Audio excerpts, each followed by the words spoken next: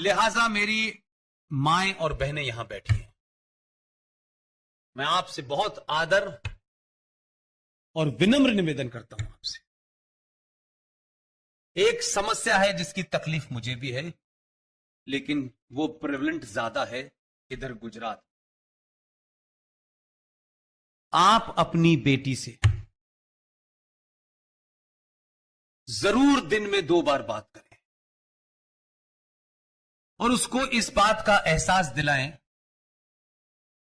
कि उसके अंदर अगर किसी किस्म के भाव उत्पन्न होते हैं, अगर वो कुछ जानना चाहती है, अगर समाज के होने वाले बदलाव उसके अंदर भी हो रहे हैं, क्योंकि वो समाज के अंदर रह रही है, कहीं मंगल ग्रह पे नहीं रह रही है। उसको भी वो चाहत है कपड़े पहनने की, उसको भी वो चाहत है फिल्म देखने की, और होनी चाहिए, वो ह्यूमन बीइंग है। लेकिन आप खाना अच्छा बनाती हैं और भजन कीर्तन करने चली जाती, उसके मन में हजारों सवाल हैं, पिता के पास फुर्सत नहीं है, भाई घर में रहता नहीं है। इस खालीपन का, इस गैप का कुछ ऐसे लोग जो ट्रैप करते हैं, वो उनके उसमें फंस जाते हैं। और क्योंकि आप बात ही नहीं करते, क्योंकि आपने एक स्केल बना रखा है, पढ़ो, ये करो, बस खत्म। आप अपनी यंग बेटी को, जो 16 साल की है, जो 14 साल की है, उसके साथ दोस्ती करिए, दोस्त की तरह बात करिए।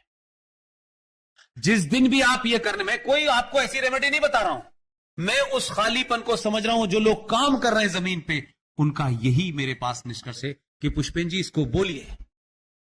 आप अपनी बेटी से दिन में खूब बात करिए, उससे पूछिए कौन सी ड्रेस अच्छी लगती है, वो कहे उससे पहले कहे, उसको यह लगे कि मेरी चाहत को समझने वाला भी इस घर में कोई है। मैं क्या खाना चाहती हूं, मैं क्या पहनना चाहती हूं, मैं ऐसा क्यों सोच रही हूं। बुरी से बुरी बात, खराब से खराब बात भी वो आपसे शेयर करेगी, छुपाएगी नहीं।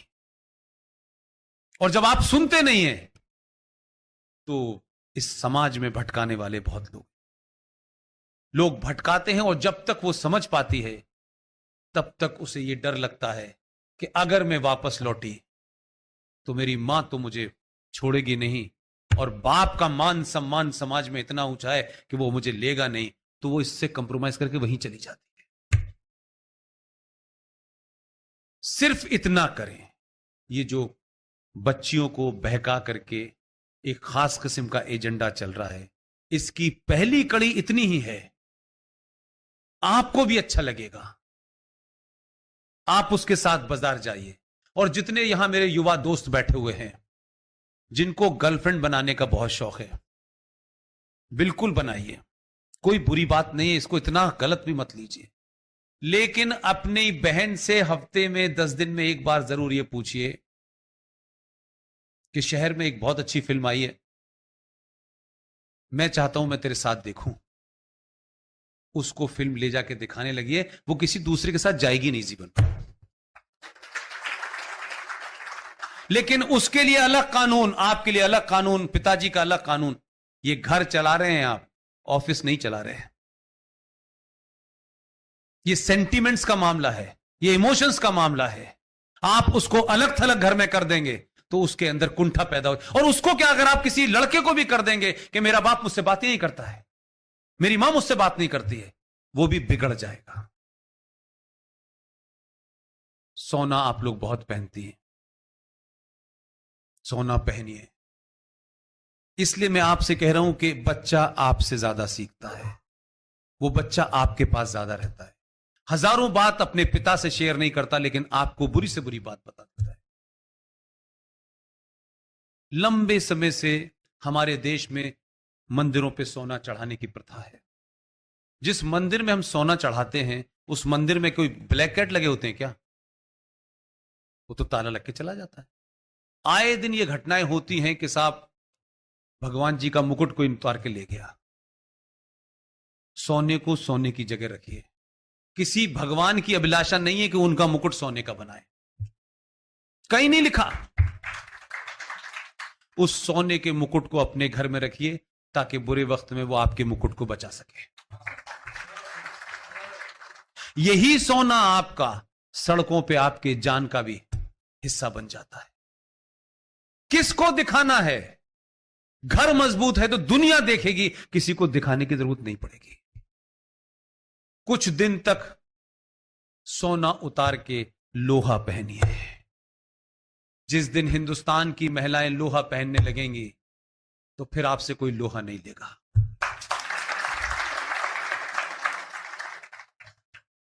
आप सब लोग मुझे सुनते हैं, मेरी बात को आगे बढ़ाते हैं। कोई मन में आपके शंका या सवाल हो तो मुझसे कभी भी पूछ ले, मेरा टेलीफोन ओपन है। क्योंकि ये काम मैं कोई फैशन के लिए या कुछ रैली की गिनती बढ़ाने के लिए नहीं कर रहा। मैंने ये कमिटमेंट अपने आप से किया है। न मुझे किसी पे जवाब देना है, न किसी से पूछना है। अगर थोड़ा बहुत मुझे कोई जवाब देना होता है, जहां अच्छों को जवाब देना पड़ता है, वहां मुझे भी देना पड़ता है। लेकिन इसे मिशन मोड में मानिए।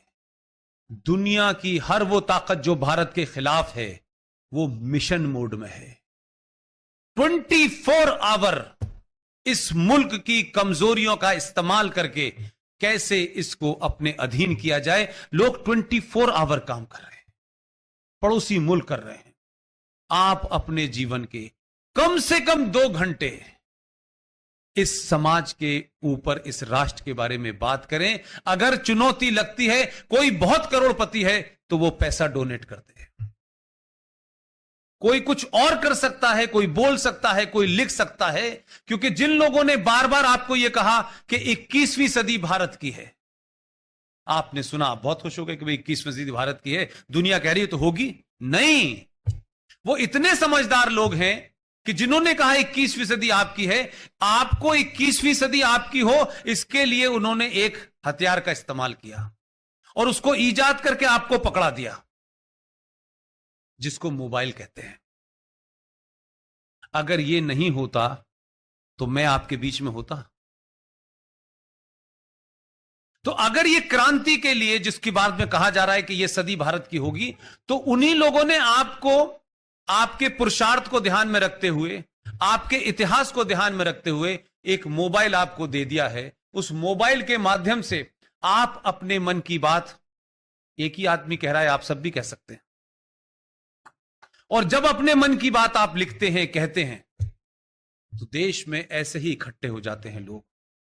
इन सब के मन में मैं जो बात कह रहा हूं वो है, और जो ये सुनना चाहते हैं उसमें कुछ और ऐड करना चाहता हूं मैं इसके बीच में मेरा यही रिश्ता है। लिहाजा इस आधुनिक क्रांति का फायदा उठाइए। पूरी दुनिया, पूरा यूरोप एक ही बात कह रहा है। इस पे गर्व भी कर सकते हैं और गर्व के साथ साथ यह भी सोच सकते हैं कि दुनिया कह क्यों रही है ये बात। पूरा यूरोप कह रहा है कि इस्लामिक आतंकवाद जो पूरी तेजी से दुनिया में बढ़ रहा है, अगर इस आतंकवाद, इस्लामिक आतंकवाद का अगर दुनिया में कोई मुकाबला कर सकता है, उस देश का नाम है भारत। इसके पीछे की मानसिकता समझिए। इसलिए कि आप 1000 साल से इस्लामिक आतंकवाद से लड़ रहे थे, लेकिन अभी भी आप हैं। आपको पता है कि कैसे लड़ना है। सिर्फ थोड़ा सा पुरुषार्थ जगाना है, इतिहास को बताना है, आपकी कुंठा को दूर कर देना है, और आपको किसी को नहीं मानना। इतने मजबूत हो जाइए कि 2019 अगले 50 साल तक होती रहे, ये देश ठीक है। आप लोगों ने मुझे सुना, धैर्य के साथ सुना। इस प्रोग्राम में इतनी लोगों ने मेहनत की। गुजरात से ही आया हूं, मुझे लग रहा है गुजरात में भाषण दे रहा हूं। 3 दिन से वहीं था। अभी मुझे कल वापस जाना है, फिर योगी जी का जो कर्म क्षेत्र है उसमें बोलना है मुझे जाके। लेकिन हम तमाम सारे लोग, जो 10-12 लोग देश भर में अलग अलग विषयों पे जो बोल रहे हैं, उन सबका एक ही मकसद है, सरकार पे निर्भरता बंद कर दीजिए। सरकार का काम हो गया, सरकार काम कर रही है, आपका काम हो गया, अब आपको मजबूत करना है। समाज को संगठित आपको करना है। ये ऐसा वाला है, ये वैसा वाला है, ये नीला रंग है, ये पीला रंग है, इसको छोड़ दीजिए। इस आदत ने हमें 1000 साल गुलाम बनाया है और लोगों ने आप ही के लोगों का इस्तेमाल करके आपको कमजोर किया है। बाहर से कोई आपको हराने वाला नहीं आया, ये देश अंदर के लोगों से हारा है। जो अपने हैं उन्हें गले लगाइए, जो अपने नहीं हैं उनको ध्यान क्लियर कर लीजिए कि इस कंफ्यूजन में नहीं रहना है। ये देश को कोई हरा नहीं सकता। पाकिस्तान 50 पैदा हो जाए, चाइना 50 पैदा हो जाए, वो क्षमता, वो पुरुषार्थ ही नहीं है। इसलिए मैं कह रहा हूं कि चाइना के अंदर एक छोटी सी जगह है उघिर मुस्लिम, एक राज है, वहां मुसलमान रहते हैं चाइना में। उन मुसलमानों ने सोचा कि यह भी हिंदुस्तान है। उन्होंने चेंचे चेंचे बहुत शुरू की। चाइना में सरकार का इलेक्शन होता नहीं है। उस सूबे के मुसलमानों को ऑफिशियली कोई दाढ़ी नहीं बढ़ाएगा, 5 वक्त की नमाज नहीं पढ़ेगा, नमाज पढ़ने के बाद चटाई थाने में जमा करेगा, टोपी नहीं लगनी चाहिए, रोजा 8 घंटे का नहीं होगा। यह नियम बना दिए उन्होंने। और क्योंकि उनके यहां हमारी तरह पूछा नहीं जाता है, शाम को नहीं मिले तो परसों हमेशा के लिए नहीं मिलोगे, कोई कंफ्यूजन नहीं, कोई सेकुलरिज्म का बुखार नहीं। वो आज भी चाइना के बारे में मैं पूरे दावे से कह सकता हूं, चीन अपनी कोई भी नीति कम से कम 1000 साल की सोच के बनाता है, 1000 साल सोच के। और हमारे यहां नीतियां जो बन रही थी वो ऐसी बन रही थी कि मोदी साहब ने दुनिया की बेहतरीन सड़क बनाई, बड़ी मशीनों से बनी, और 3 दिन बाद एक आदमी साइकिल पे छोटा सा लाल झंडा लगा करके खड़ा हुआ है और कुदाली से पूरी सड़क खोद रहा है। उससे पूछो तुम क्या कर रहे हो, तो बोले यहां टेलीफोन की लाइन पड़ेगी। हमारा विजन 10 दिन का नहीं है कि अगर यहां लाइन पड़नी थी तो पहले पड़ जाती है, करोड़ों की बनी सड़क लेकिन हमारे यहां सिस्टम एडहॉक चल रहा है। हमारे यहां कोई नीति ऐसी नहीं बनती। यह बात अलग है कि जिसको भेजा है उसको नीति बनाने का पता है। जो बात उसने अभी अपने भाषण में कही है, कुछ लोगों ने सुन लिया, उन्होंने कहा ठीक है, क्या कह रहे हैं। वो जब हो जाएगी कि अगर इसने तब कहा था हमने सुनी नहीं थी, तो ये तुम्हारी प्रॉब्लम है।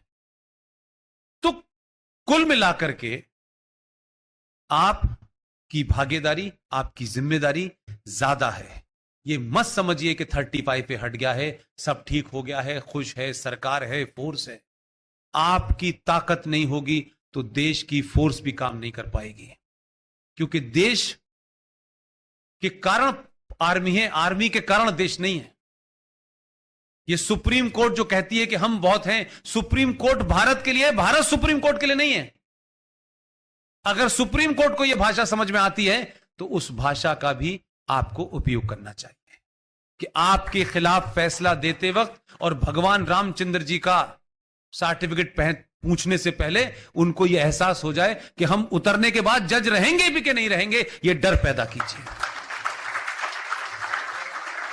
ऐसा नहीं हो सकता कि मैं शरीफ आदमी हूं, मैं कानून का पालन करूंगा तो मेरी आस्थाओं को चौराहों पे नचाया जाएगा, और जो सड़कों पर गुंडागर्दी करेगा, जो मारने पर फतवा जारी कर देगा, उसके बारे में आप इलीगल काम भी ठीक नहीं करेंगे। ये नहीं होगा। लेकिन आज के समाज में आपको यह करना पड़ेगा।